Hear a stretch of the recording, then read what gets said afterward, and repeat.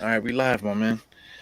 Mhm. Dynamics podcast. We got a guest today. We anxiously awaiting Mr. The Knicks Wall. We were supposed to start at 9. State changed it to 9:15. Now we at 9:30. I see Mr. Shaun is on Twitter Spaces right now. So hopefully, whenever they finish on over there, he'll pop in. But the show must go on. Shout We outs to got God Up Knicks too, by the way. yeah, he's in the chat. Oh, So just off of GP, right? yeah, Shout out just to on GP. Shout out to just on GP. Play yeah. that Thibs video, man. All right, Play the Thibs video, please. all right. Let's do it.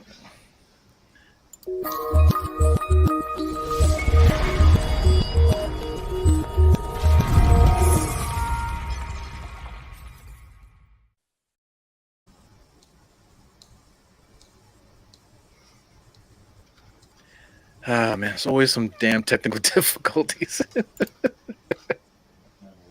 Here we go. All right, let's start it from the beginning.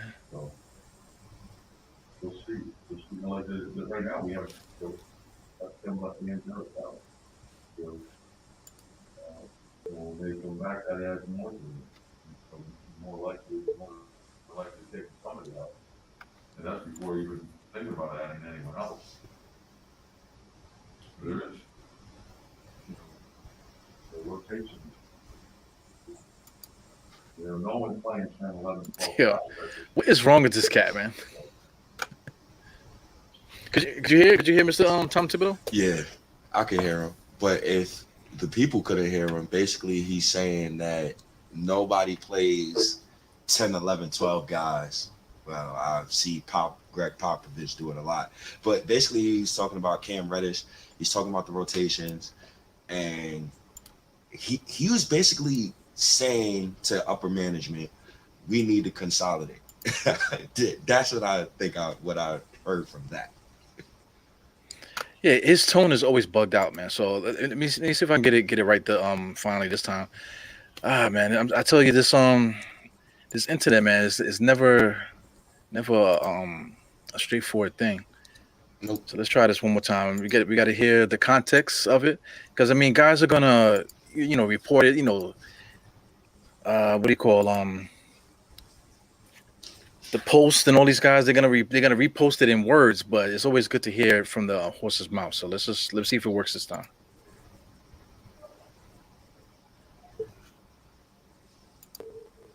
And it's crazy because his rotations the past few games, I kind of agreed with him mostly. Right. Ah man, Twitter is not cooperating, man. All right, so the hell with it. Right now, Kimba and Yeah, Derek's fuck it. up. When they come back, more than likely, taking somebody out, and that's before you even think about adding somebody else. And usually, coaches don't play 10, 11, 12 guys. No, Thibodeau, you don't play 10, 11, 12 guys. Don't say coaches, because a lot of coaches don't coach your philosophy. Goddamn maniac. Well, on top of that too, man. Like is he blocking the trade right now? Because he's like, yo, depending, it doesn't matter who we bring in, because when those guys come back, it's gonna be X, Y, Z. So is he blocking the trade? Is he making management be like, okay, well, we won't make the trade because this guy's talking about he's not gonna play certain dudes because he needs a rotation, you know? No, it sounds like it sounds like the exact opposite. It sounds like he's asking management to make a trade. It sounds like he wants them to consolidate.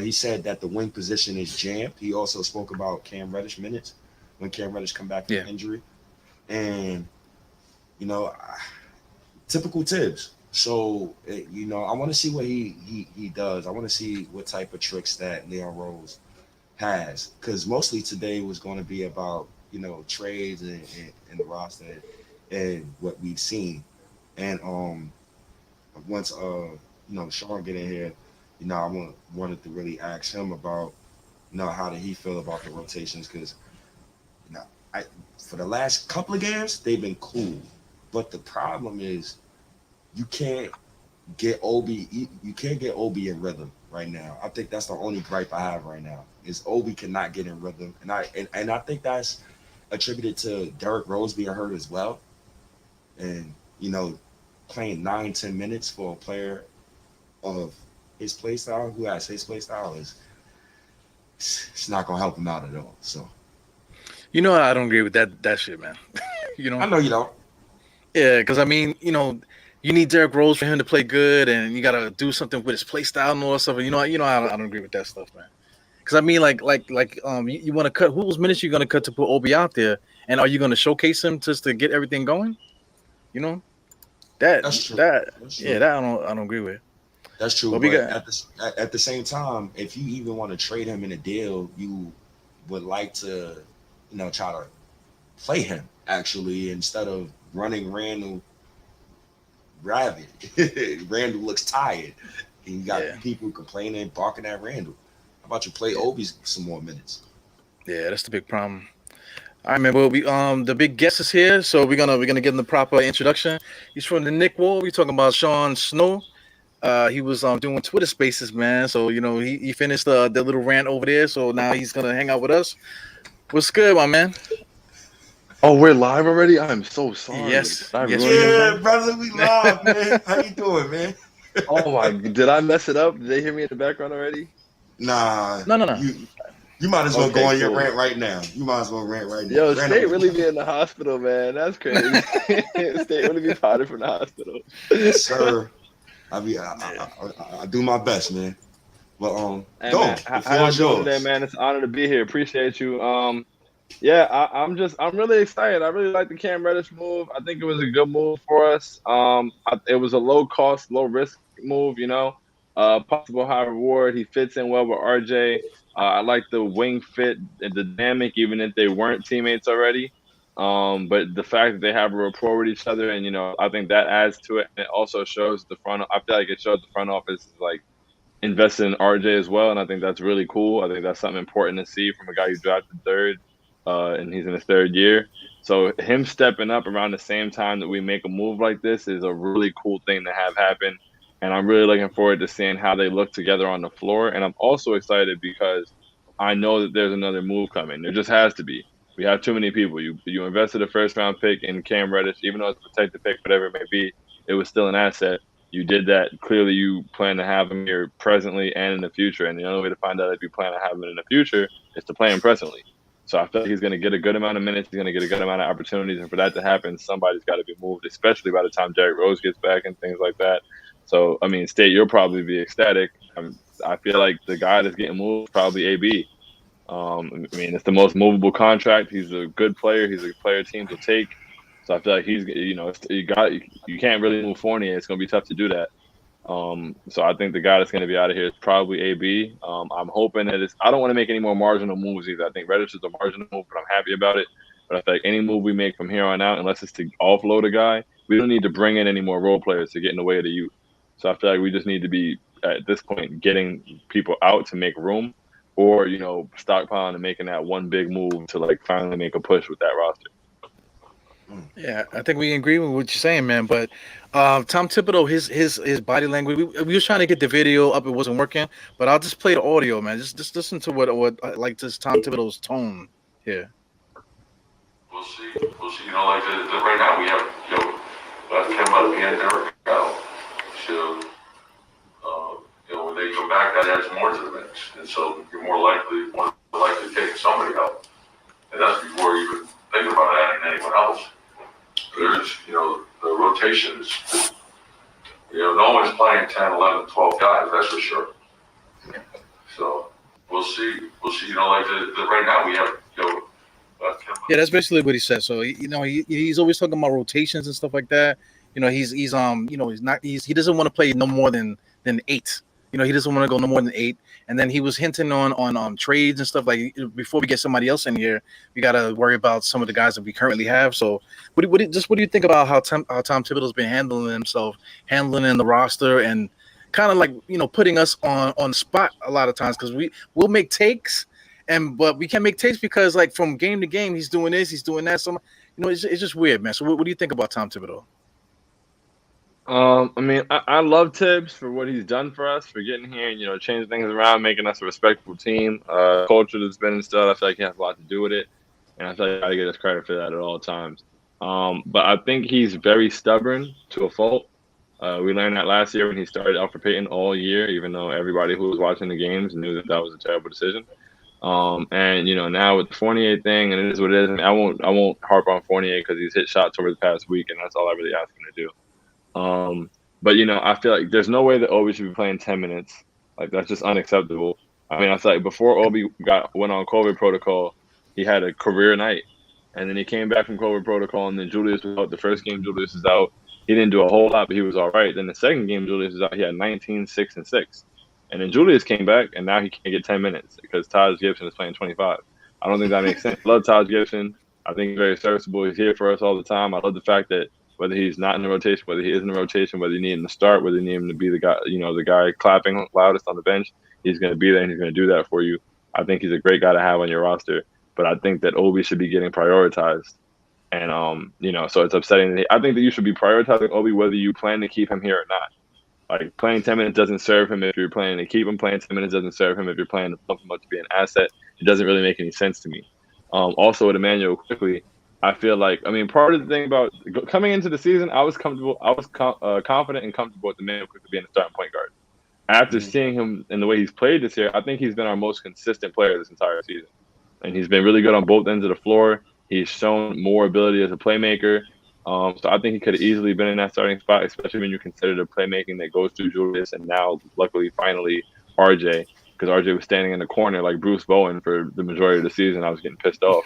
But now putting the ball in his hands. So it's like when you have two guys who are going to put the ball in their hands, you can have a point guard like IQ, even if you don't think he's a pure point guard like everybody says. Like every time people say that, I just want them to answer how many pure point guards are in the league. Like who are they? Where are they? Let me know. And the fact that with Kemba and Derrick Rose out, IQ still can't start at point guard. It's just really annoying. Even the one start he did get, he had 18 points. He was 7 for 11. He was the only thing really working for us offensively. And then boom, right back to being on the bench. So that's my thing. I think Emmanuel Quigley should be a guy. I've been saying this since last year, honestly. I feel like Emmanuel Quigley should be a guy who's getting 25, 30 minutes tonight off rip. And now he's getting closer to getting that 25 minutes consistently. So I'm happy about that. But I think, I'm not saying you got to prioritize the young guys at all costs, blah, blah, blah, blah, blah. But if some of the players who make you best just happen to be young, that's a win. And he doesn't really play into that win-win, and that kind of frustrates me. So when I look at Thibs and you talk about culture, I think talent makes culture. I don't think culture is made by just winning, because the Phoenix Suns was losing for about 6 straight years, and they didn't have a culture. And Chris Paul gets over there, talent, and now they have a culture. So I think that, if we add more talent, I think our culture would be even better. Now, the thing that I dislike about Thibs is we all know Alec Burks is not a point guard. Why aren't you giving Emmanuel Quigley the keys now so we can figure out who he is instead of boxing him in and keeping him off the bench? So to me, I think that you have to be either showcasing Burks or Evan Fournier for a trade, so down the line you can give these young guys minutes, or Thibs is just a maniac. That's the best I got. I think it's B. I think Thibs is a maniac. He drives us crazy, man. We talk about it all the time because, we can't have really strong feelings about the way that we play. Let's say IQ. You like IQ, but he's only playing him 10 minutes one night. This and the State likes Obi, but like you said, he's only playing 10 minutes this night. He's not running no back screens for him, no pick and rolls for him. He just standing in the corner shooting 20% from 3. It's what is he doing? And now he's talking about Cam Reddish with the ankle injury and this and the other. When he comes back, is Cam Reddish even going to get out there? That's what scares me, because I mean the potential of the trade, is incredible. But once he gets ready, is Tom Thibodeau going to call his number when it's time? So real quick, right? Shaun and Diehard. I know y'all listened to Thibs earlier talking in this interview when he talked about, nobody plays 10, 11, 12 guys. But his tone sounded like he was asking the management to consolidate. He's asking management, listen, I got too many guys to play. It doesn't even matter about Reddish. When Kemba and all these other guys come back, what y'all want me to do? So what do you think is what's the next step? Because I've always said this: you get Reddish, you're not finished because Nerlens Noel and Mitchell Robinson is redundant. We need a big that can space the floor badly. We need one more wing, and we just need Derrick Rose healthy. But what is the next move? Like, do either y'all two see like we can do in order to like get us to where we need to go? Honestly, I disagree about needing one more wing. I think that we already have too many wings. I think we need to get rid of a wing. I like Reddish. I like RJ. I don't like Fournier. I love Quentin Grimes. So I mean, I don't, and quickly plays a lot of his minutes too, or Briar, whatever it may be. So I don't think we need a wing. And I'm with getting rid of Nerlens Noel. I don't even like watching him play basketball. I hate watching him set screens because defensively nobody cares when he's setting a screen. They just look at him like, whatever, bro. I'll just double the ball. So I'm down for that. I understand a stretch big off the bench at the very least. That makes sense. I thought that Obi could be that, but Thibs refused to use him that way. Whatever. I think the next move, consolidation. I don't even think Thibs is asking the front office to consolidate. I think they're pretty like locked in. I think they're in step with each other. I think the front office and Thibs are on the same page, and I think that they both know that the consolidation is coming. Like, there's just no way you make that. Like, and to answer you, Diehard, like, you trade a first round pick for a guy. He's playing. Like, he's gonna play. They're gonna find a way for him to play. Whether somebody's got to move, whatever it's gonna be. Cam Reddish is gonna see the floor. Especially because you got to know if you're going to be able to pay him on the extension, whatever it may be. And even Cam Reddish could be juiced up as another asset. A year from now, it could be, deadline coming and teams, Cam Reddish is playing well, cool, he could be a part of the package, whatever it may be. But I think the next move, I mean, there's a lot of, I would love to see De'Aaron Fox here. There's a lot of talk about him. He's a point guard that gets downhill, gets into the paint, and he could really, spray it out to RJ, Cam Reddish. He could put pressure on the rim. He's the type of point guard that Thibs really loves, and he's a good defensive guy. And what am I willing to sacrifice? That's a question I normally hate to answer because we root for these guys so hard and we love these guys. I hate to just trade them in hypothetical trades that may not even happen. But I think you make the salaries match guys like Burks, Noel, blah blah blah, and at that point, I want to give Obi and as many picks as possible. Like, if I want to do everything possible to keep IQ out of the trade. So I would give up Obi, and I would start with Obi, salary filler, and 3 picks. I mean, they drafted 2 point guards back-to-back in the last 2 seasons. He's disgruntled. He's been disgruntled for years. They've got nothing going. He's pretty much – there's a story coming out now with Chris Haynes of him saying pretty much he wants to change the scenery. They don't really have a lot of leverage. I don't know how many teams are lining up at their – he spoke to Chris Haynes. That came out today. So I don't know how many people are lining up at their door. Mm-hmm. So, I don't know how many people are lining up at their door for that trade. You talking about Miles Turner? No, De'Aaron Fox. Oh, De'Aaron Fox. De'Aaron Fox spoke with Chris Haynes. And it was talked about, how things are tough in Sacramento and he wouldn't mind, things like that. So, I feel like when you start with 3 first-round picks, I feel like that makes the team listen. So if you give them 3 first-round picks and you give them Obi, I don't think they need quick as much. They drive the back-to-back guards. Obi could be a down-low presence for them. Young, cost-controlled. I don't know what their interest in that would be. If they wouldn't be interested in that, I would even pony up a 4th first-round pick if it meant I could keep Emmanuel Quickly. That's how much I love Emmanuel Quickly. I would. Yeah, because at this point, you got to look at it and be real about it. We got RJ's 21, Cam Reddish is 22, Grimes is a rookie, McBride is a rookie, Quick is 22. Like, we don't even have minutes for the guys we already have. I'm not really worried about the draft. If we have a team that's young and cost-controlled, draft, bro. And honestly, we've already shown that we can do well with draft capital late in the draft. Like, this year's draft, we had 21, 23, and 32. And we came out with Quentin Grimes, Deuce McBride, Rokas, Jericho Sims, and now that other pick we used to get Cam Reddish. Yep. So I'm perfectly fine. Like, use all the picks you got to use. That's the reason you have. We stockpiled all this time. Okay, cool. You got assets, and not those assets to make moves. So you make that move, you get De'Aaron Fox. I think at that point you have a very, very solid, formidable team that for right now today on both sides of the floor. And that team can also grow together well and has a lot of potential for the future. So real quick, Diehard, I think that if you get a guy like Fox, you have to go get a five that can shoot the ball. You have to get a five that can shoot the ball. And I'm sorry to bring his name up, but I keep saying Mo Bamba, and Orlando wants a first round pick for Mo Bamba. I don't know how the hell the Knicks could do it. I would love Miles Turner. I think Miles Turner is already seasoned. But for me, is what do Indiana want? And also, Miles Turner is like a third move. You notice how you mentioned Fox and you mentioned Cam Reddish. Cam Reddish is like it's a cool move. But after you get Cam Reddish, what is your next trade? Your next trade has to be for mainly for a point guard, really, if you're going to give up a lot of assets. And it can't be a role player. I love that take by you, Shaun, because we got enough. So I mean, damn. So after you get Fox, Shaun, and Diehard, do you absolutely try to go get Miles Turner and then you just say, all right, let's shoot for the stars? Yeah, or what do you prioritize? Do you prioritize spending all the capital on a point guard or a center? Which one would you rather do? I feel what you're saying about how you got to go get a stretch five. I don't necessarily think you have to.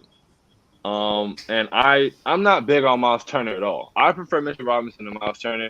I think that Miles Turner, it's cool that he stretches the floor. I agree with that 100%. I understand that benefit. He doesn't shoot consistently. And beyond that, he's like a career 7 rebound per game guy. That's gonna hurt you. Like Oof. you're gonna feel that. You're gonna feel those offensive rebounds that Mitch gets and gets those extra possessions. You're gonna miss those. So I think with Fox, you got a guy in the pick and roll. I feel like he would activate Mitch. Like Mitch would be even more coming off the pick and roll with the rim pressure that De'Aaron Fox applies. Like Mitch would be able to clean up. So I think you'd be fine with that, and you get Mitch for probably a fraction of the cost you get Miles Turner for. And then, and also like Miles Turner is going to cost assets. It's not going to be 1 for 1. You're going to have to give up. By the time you trade for De'Aaron Fox, I'm not even sure if you can go get Miles Turner. You probably could, but it would cost you like most of what you have left. And I don't think Miles Turner is a most of what you have left guy. I don't think you have to do that. He's been on the trade block for like 4 years. But he's moving. Word up, yeah. Yeah, I don't know what's up with Indiana. On paper, their team seems good, man. They have, Miles Turner, the rebounding and stuff like that, but he's decent. But I mean, they have Brogdon over there. They have Levert is over there now. They got a bunch of guys over there that's decent that they just can't win. I just don't understand what that is. What's going on with that? Oh, that's regular Indiana Pacer stuff. Just winning for the sake of winning. You have a team with a bunch of third options, fourth options, and that's where you're going to be. So if I was Indiana, I would have stripped the whole team already. I would have stripped them before the season started. Sabonis would have been in Charlotte somewhere. Everybody would have been gone. But we're the Knicks, and I like what we got going, so we can stay focused over here. I know that they also said, so we spoke about Fox, so I guess all three of us is all in on Fox.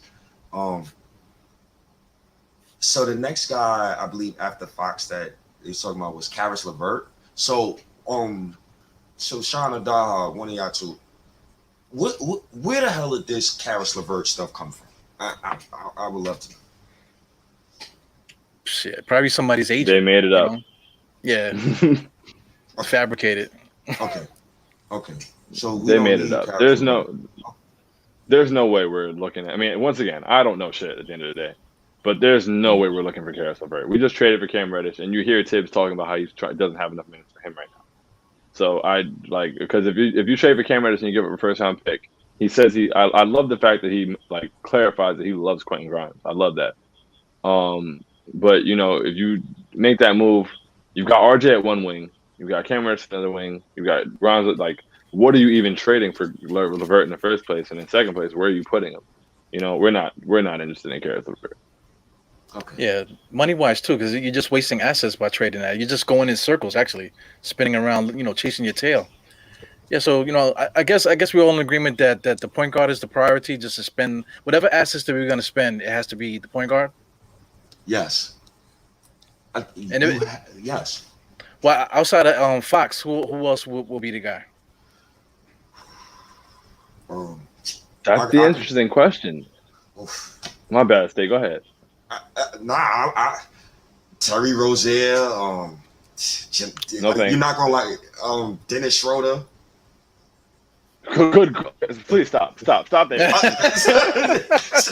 Yo, everybody's triggered. Everybody's triggered by Schroeder, man. So Dejounte Murray. I would love DeJounte Murray, but they're not going to trade him for anything light. DeJounte Murray would be great, but honestly, my answer, and the reason I'm not even mad at your answer, State, I don't think there is anybody else. I think that the De'Aaron Fox thing makes so much sense, and I don't think there's another guy. I mean, I think that this offseason, Dame is going to be for sale. I don't see why, it doesn't think he's going to play the rest of the season. But yeah, Dame costs a lot of assets. Like what you got to trade to get Dame and what you got to trade to get De'Aaron Fox are two different things. I also think, but I can't specify enough. I don't know shit when I'm saying this. But, just the Dame thing makes sense because after coming off this injury, not playing all year, now they go into another year of, let's try to run it back. It's not going to work. They've got to cut their losses and both sides to move on. And I think that Sacramento may also see that writing on the wall. So I feel like Sacramento should move De'Aaron Fox now. Because if Dame hits the market, now you no longer have the shiniest point guard on the market. So I think while you have the shiniest point guard on the market, you need to sell that. So I think they may be inclined to do so. But yeah, I don't think there's anybody else out there. I'm 100% Emmanuel Quickly Hive. Like I'm IQ Hive to the death. I hope he retires a Knick. I want him to get as many minutes as possible. If we trade for Fox, then I'm cool with putting IQ in that 6-man role. I would never limit him to that 6-man role otherwise. I think the world of Emmanuel Quickly. Oh, Joe Madden just said Jalen Brunson could be a cheaper option. Jalen Brunson, he's a free agent in the offseason. I mean, you could probably even get him at the deadline now if Dallas wanted to get off of him because they won't be able to keep him. But, like, how many give up for a guy that can be available in the summer? But, yeah, he's another option. Look, see, for me, now here's when I go to my good analogy. Again, Leon Rose. Don't go to the dice game. In the bank, it's $100 in the bank, and you calling a side bet for $10. What you did with Cam Reddish, you stopped the bank. I need you to stop the bank again. Why are you trying to get Jalen Brunson when Fox is probably on the market? Who's clearly more talented. You got people in the chat, they saying, Fox, he can't defend, and this, that, and the third. I don't care. I don't care what he do in Sacramento. The program we got over here is functional. I like what we got over here. Even Julius Randle, he goes in the gym all the time. Quickly's in the gym. They had to lock the gym from Quickly. RJ's in the gym all the time. You see Thibodeau praising it. I just want to be all in. Don't give me no half ASS moves, man. No more. I'll go for Fox. If you can get him, go for Fox. Because what the hell is 4 first-round picks anyway? Yeah. Well, you mentioned Rokas too. Rokas is over there in Europe. He's nice, man. He's been playing really good over there. So if he's ready to come next year, then what do you do? Because now you got like a plethora of point guards that you can go to. You're talking about Deuce. Now you got Rokas too. Like, what do you do with all these guys? So, with all the capital, we have to figure out something with all this stuff, man, because everybody can't play, And there's only room for one Hive at one capital. You got to use your capital to capitalize, plain and simple. You can't let it go to waste.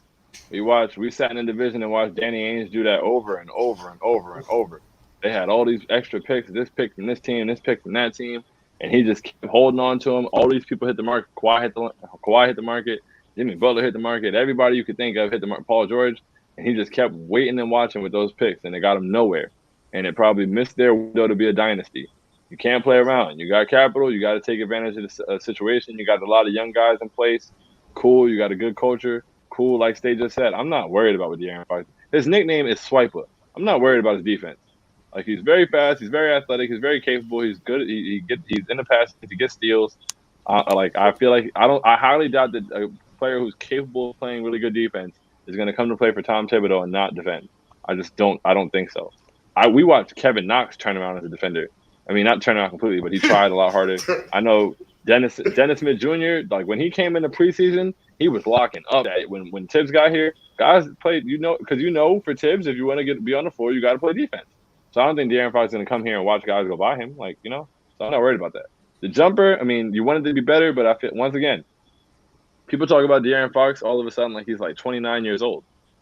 He's 23. It's like I think he shot pretty well he shot better last year, and you don't need him to be not. He does so much offensively that you don't need him to be like a knockdown shooter kind of guy. If he can just get to a point where he can knock down an open kick out, you're good.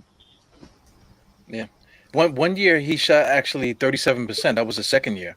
But he's just inconsistent, man. Like you said, 23 years old right now. So, the sky's the limit for him because he's already giving you 25, a night and all this. So he's a good player. The problem is like, once we get him, because he's a dynamic point guard. So what do we do with the offense? Because Randall right now is ball dominant. Then also we everybody seems to want RJ to be that second ball handler too with the 2-man tandem.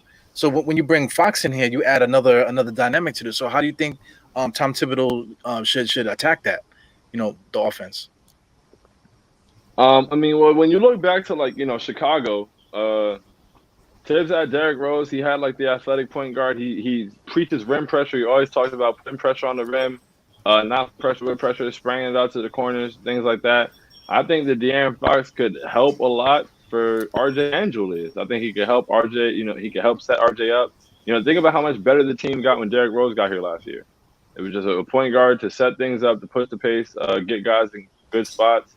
So I feel like De'Aaron Fox could do that same thing. I think part of the problem offensively is that we were going through Randall too much. So I think having an actual point guard to set things up and allow guys to pick their spots, it's another guy you can do some 2-man game with. He's really good in the pick and roll.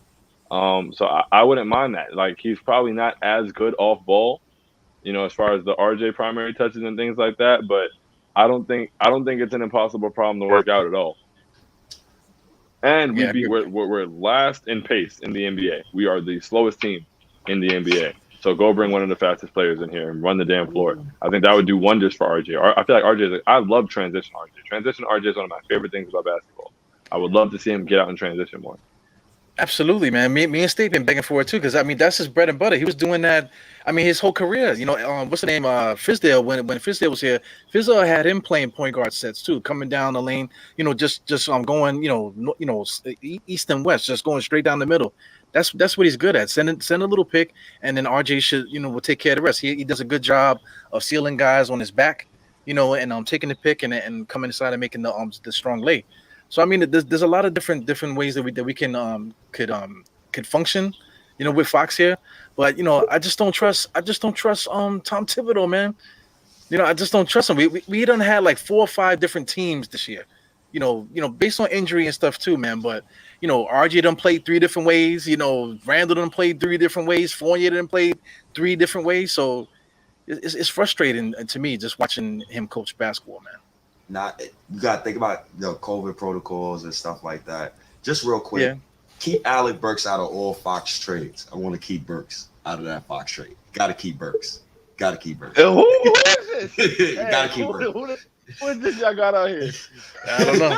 Because if you're thinking about a roster, like after that trade, I think Burks, you have to keep him because he could start or he could come off the bench. I think Reddish should start in that lineup, but you have to keep him. Well, I ain't never ever seen you at I'm surprised too, man. Yeah, he's usually like you've been wanting Burks up out of here, but like salary wise though, how do we make that trade work? Because I think Fox makes what 30 mil, something like that. I think like 27 to 30, 25 to 30. It's not like a huge max, but it's a max. It's like the initial max. Yeah. So Evan, basically. They could take Evan and Nerlens, aka hospital bed. They're not state. They can take hospital bed, man. I give up. They're not taking Fournier. They're not gonna give us something and take Fournier. If they do, I've already told my friends, if Leon Rose gets rid of Evan Fournier by the deadline, I will build the statue myself in freezing cold temperatures with shorts on. Yeah, that would be a magic trick right there, man. Oh God, we got to get this point guard position set, man. I'm tired of I'm tired of looking at the point guard position. I'm like, that's not going to be the guy who's going to be here for 3 years. I love Emmanuel quickly. Some nights he play like an idiot, and some nights he plays like an idiot, and I hate his game. Other nights, I love the kid and he's playing the proper way. This all goes back to Tom Thibodeau. This clown at the start of the season, you put the ball in Kemba Walker's hands.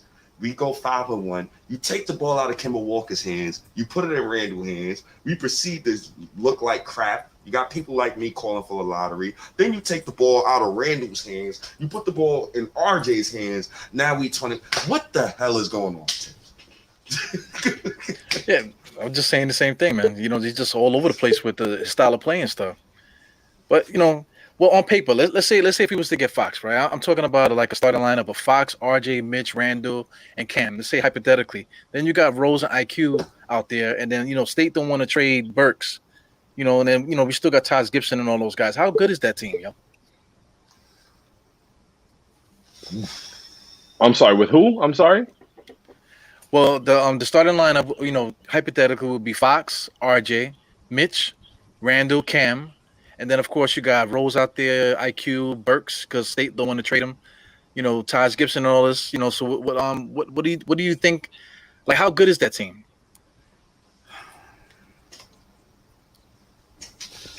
Realistically, in my opinion, I mean, I think unfortunately Burks has to go if you make that trade. They're gonna want Burks. He's a serviceable player. He's a really good contract. He makes it work. They're gonna want Burks, but that's fine because I love Quentin Grimes and he would be the wing off the bench. Right. But I think that team is very good. I think that team is very good today. Like I think that's a team that can get to the second round for sure, in my opinion. Especially if things are clicking and RJ keeps playing the way that he is. I think this team can go pretty far. But not only would this team be good today, but this team will be very well set up for the future. Like that lineup could play together and gel together for years to come. De'Aaron Fox is locked in his contract to like 2025. Like you don't even have to worry about that. You sign RJ his extension. Randall's already signed. You give Mitch his extension. It won't be nothing too crazy. You'd be in good shape. So, real quick, I gotta ask this question to both of y'all. I know we're talking about Fox. You just mentioned 3 names. I think you mentioned RJ, you mentioned Mitch, and somebody else.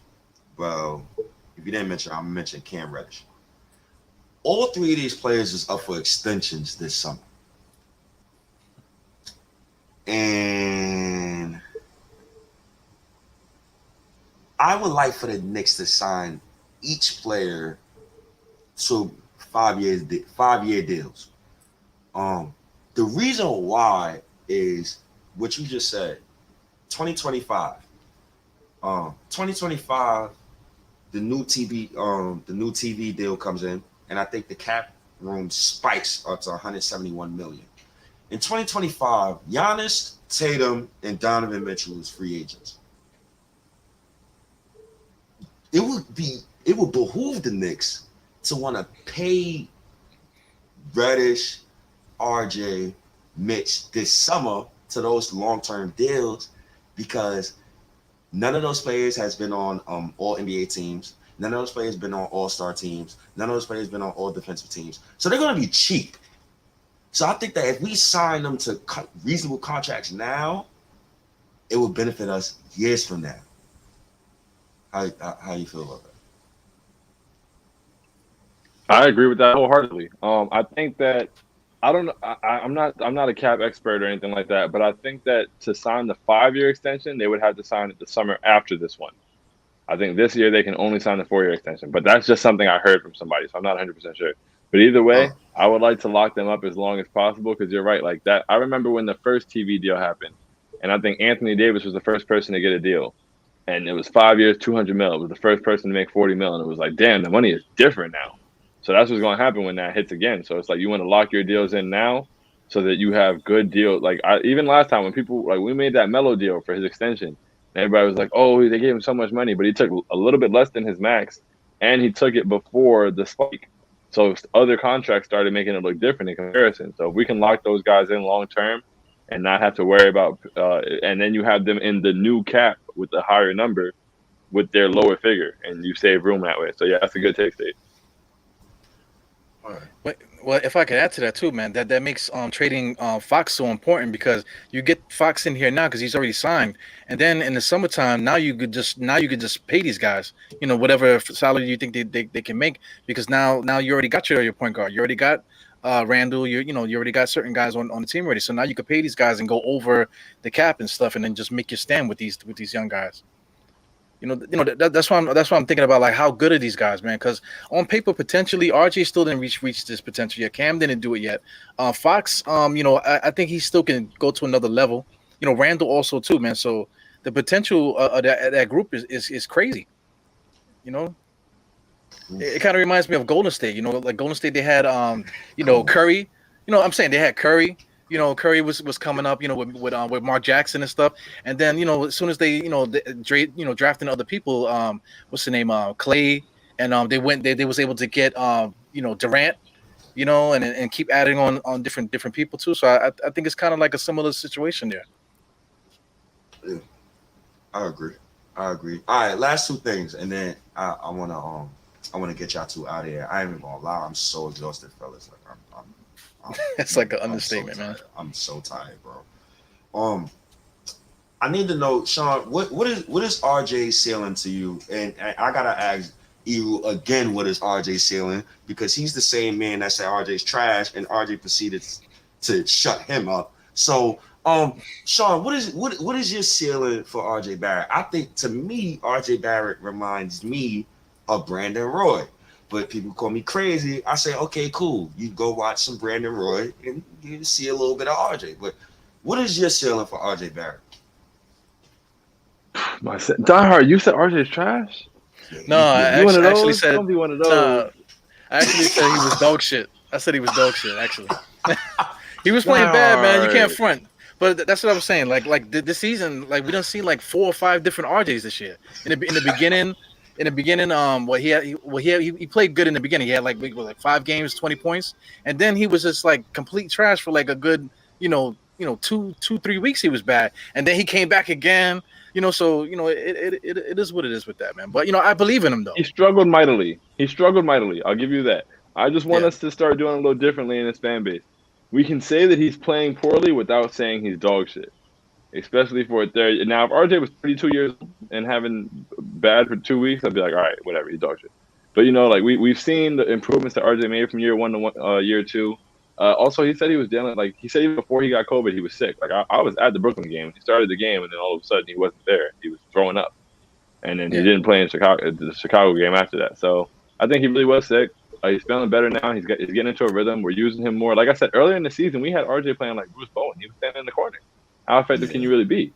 So now a lot more of the offense is going through him. He's getting to attack the basket, get downhill. Things he's been best at always that I've been begging for him to be able to do. But I've said it before, and I'll keep saying this. I'm blue in the face, man. I think the sky's the limit for RJ Barrett.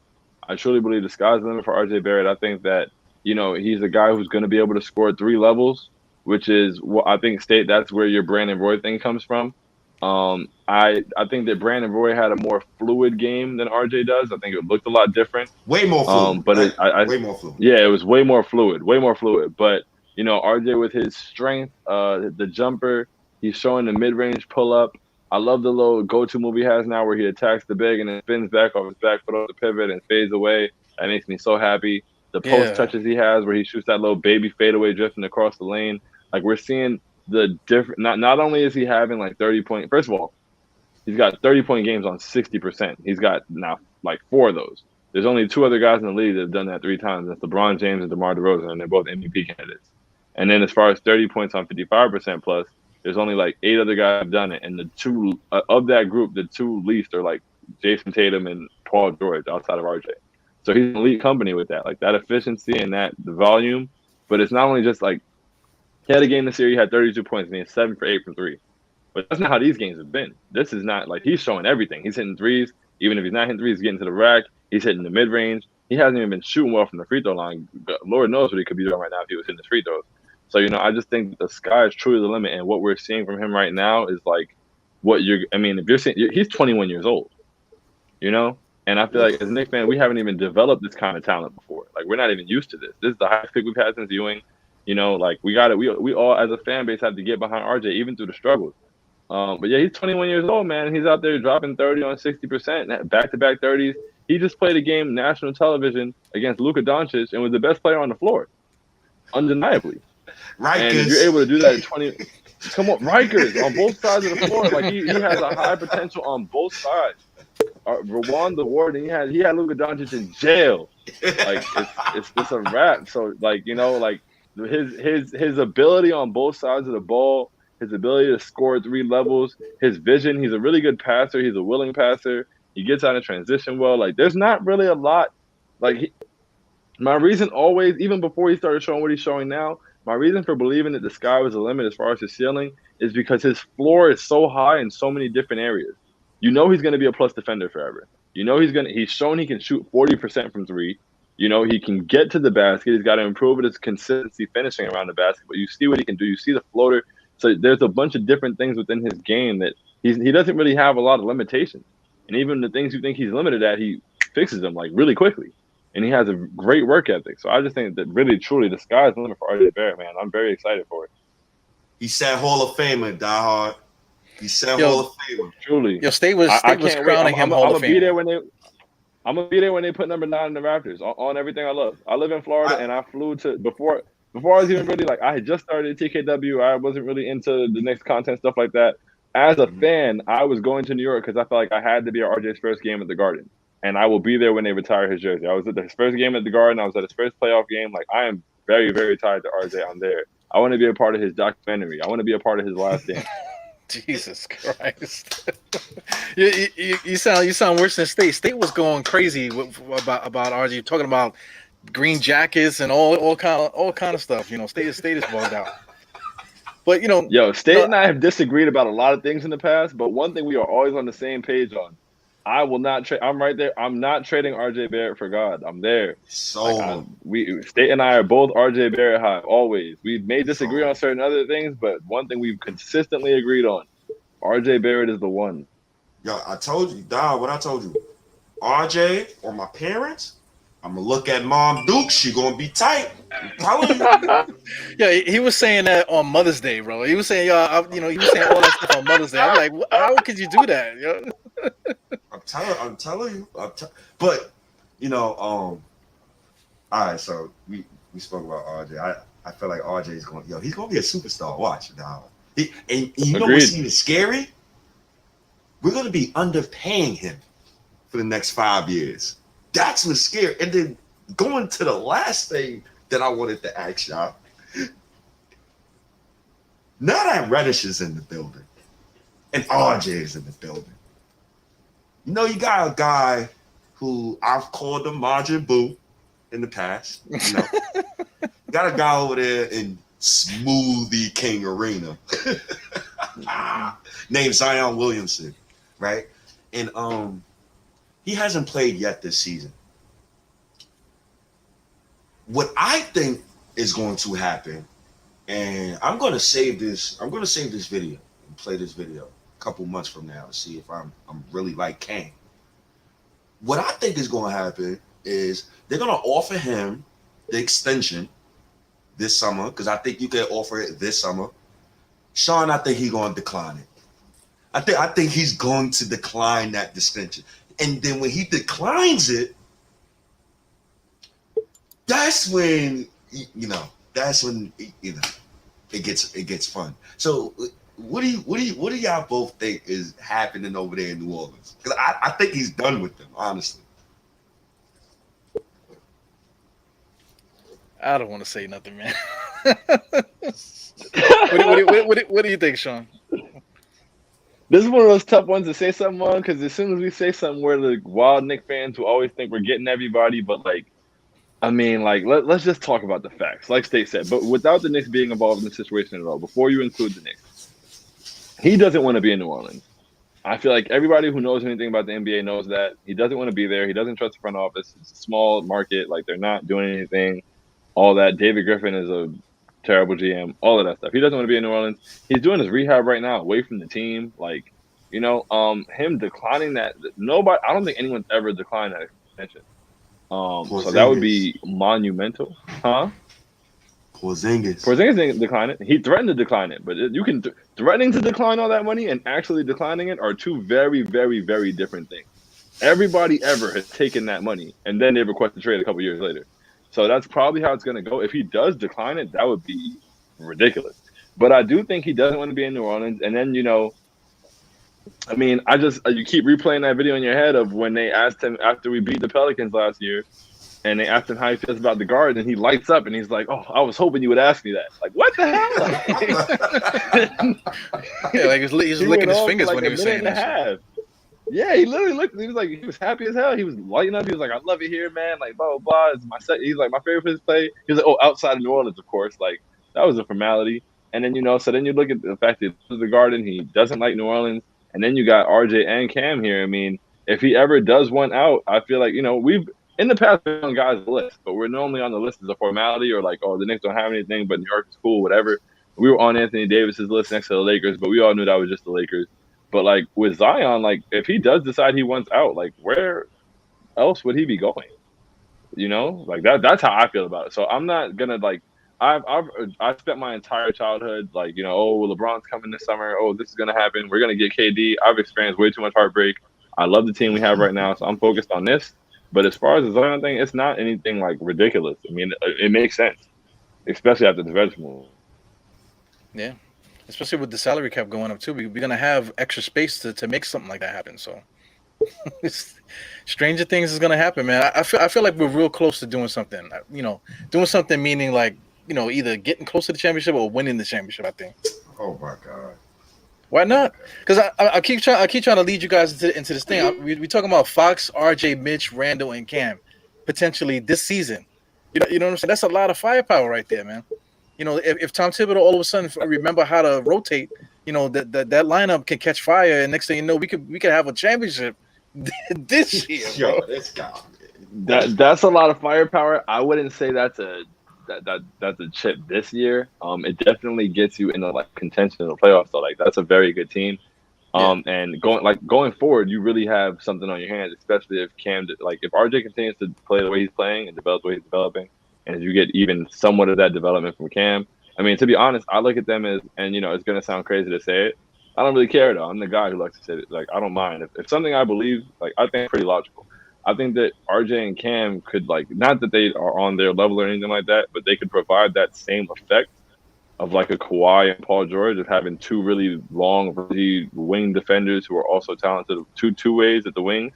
I think that's a very good thing to have, especially if you have a solid point guard and a big like Mitchell Robinson. So I hope that Reddish is able to, develop well next to RJ, and that would be really cool to see for a long time. I mean, they're very young. Yeah, that's what Nick McMillan said. He said that he reminds him of Paul George, Cam Reddish. So that's interesting. Yeah, man. Wow. Well, that's all I got, man. I know y'all. Shaun looks exhausted. Diehard, you look exhausted. I see the bags on the yard. Yo, every day, every night I look exhausted, man. But I'm going on like 2 hours sleep every single day, and this guy got dead bodies behind the curtain that he's covering up and stuff, man. So this is truly a Diehard Knicks podcast, man. We are fucking risking life and limb just to talk Knicks, man, with people, man. So I appreciate you, man. I didn't know you was in Florida, man. I thought you was here. Yeah. I was born in Queens, but no, I moved to Florida when I was 7. So I've started going up there more now to try to catch games. But yeah, no, I live in Florida. Well, I actually ran into you. You was hanging out with what's his name? Julito. I said Julito. Oh yeah, Lord have mercy. Bar, yeah. Yeah. I saw you in the bar, so I thought you was from New York. So I figured I'll probably see him again. So I was trying to break out, but I didn't know you lived in Florida, man. So I probably would have hanged out. I'll be up there a lot more though. I'll be up there a lot more. Actually, and yeah, I'll be up there a lot more. Funny story, real quick. So Shaun was at the bar, right? So Shaun was so out of it, he didn't even notice that was me who dapped him up coming from down the stairs. Yeah, I think he was kind of lit. He was kind of lit a little bit. That's funny, but yo, man, Shaun, man, I appreciate you coming on the show, man, showing us love. Yo, it's great talking to you, man. I love the fact that you took time out of your day coming off of Twitter Spaces to come join me and Eru on the pod, man. I appreciate you, man. And it doesn't matter if you're late. Black people is always late, brother. So, Well, also before you go too, man, you got to shout out your other pods too, because I think you have an off-topic pod too. Don't you have aside from the Knicks Wall? Shout out everything, and give us when your next pod is coming out and next YouTube channel, everything, bro. Salute to y'all. Jason said Julito is crazy, and that is crazy. His name is Julito, but that was hilarious. Yeah, I know yo, Julito's gonna punch me in the face, bro, because we already had this conversation. Because I'm half Puerto Rican, and he's I think he's like Puerto Rican too. So I mean, I'm like so embarrassed that I keep doing that. I did that the first time I spoke to him. And my dad is in the chat too, so I know my dad is gonna punch me in the face too when he sees me. Yeah.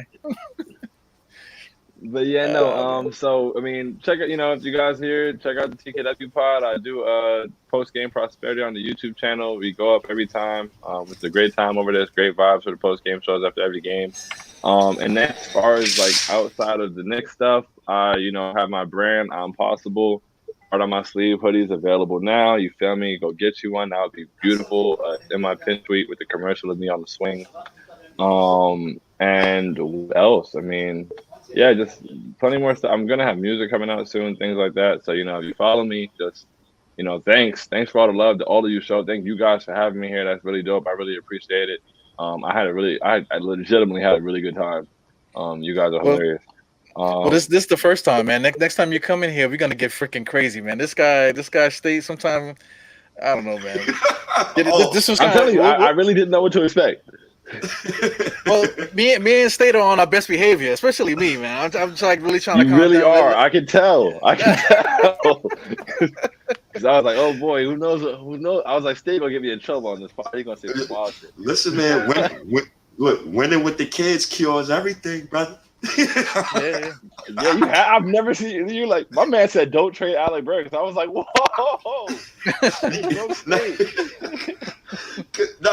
Listen, man. Anything to help the team. If we got a guy like Fox, I want Burks because Burks could play 3 positions, and I know he could guard 1 and 3, and I'm good to go, man. That's it. That's my primary message to everybody. That's where all fans should be. It should all be whatever for the good of the team, regardless of what your agenda is, what you want to see. Whatever's good for the Knicks, we should all be able to come to the same common ground of common sense. That's all I ask. Common sense. We don't even always have to agree. If you can make common sense with me, we cool. Word up. So last thing I gotta say before I get out of here. So Diehard, they know where to find both of Shaun. They know where to find your podcast. Apple Podcasts, Spotify, Stitcher, YouTube, blah, blah, blah. Everything. Yeah, iHeartRadio, Google Play, TuneIn, Player FM. Last thing. So the funniest thing, I was watching the Knicks Wall. I was watching Shaun. It was after, I think it was like, it was during the regular season. So that board that he got in the back, he started the pod with "Stop playing Alfred Payton."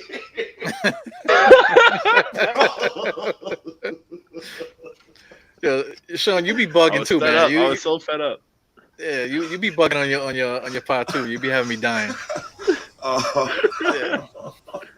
Oh God! All right, man. I'm out of here, man. Yo, Shaun, man.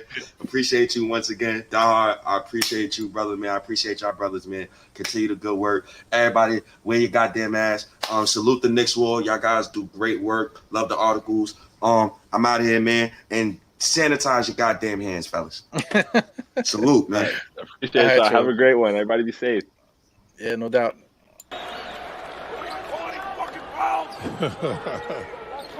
Look out, coach. All right, that was fun. That was a